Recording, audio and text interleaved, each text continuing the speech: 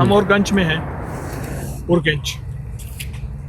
تو یہ ایک مجسمہ پہ لائے ہمارے دوست آج بدھ کی شام کو. ابھی ہم نے ایئرپورٹ انشاءاللہ جانا ہے. کہتے ہیں یہ جلال الدین ہے، خوارزم کا آخری بادشاہ، کنگ.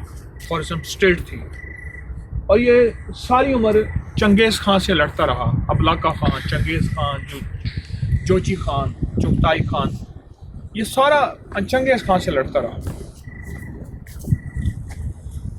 اس کی جو سب سے بڑی خوبی ہے وہ یہ ہے کہ یہ 35 سال کی تقریباً عمر میں مر گیا، لیکن اس 35 سال کی عمر میں اس کا زندگی میں کبھی قرآن کی تلاوت، نماز، تسبیح، اعمال، ذکر.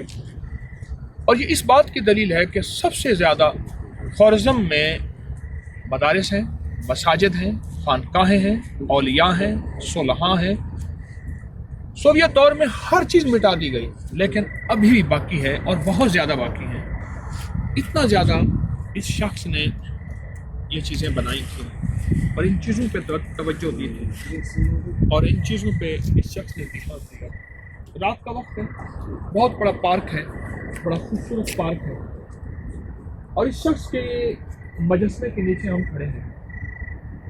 مجسمے کی جو حیثیت ہے وہ اپنی جگہ پہ صحیح ہے یا جیسے بھی، لیکن ایک چیز یہ ہے کہ ناکام ہے تو کیا ہے، کچھ کام پھر بھی کر جا، مردانہ وار جی اور مردانہ وار مر جا.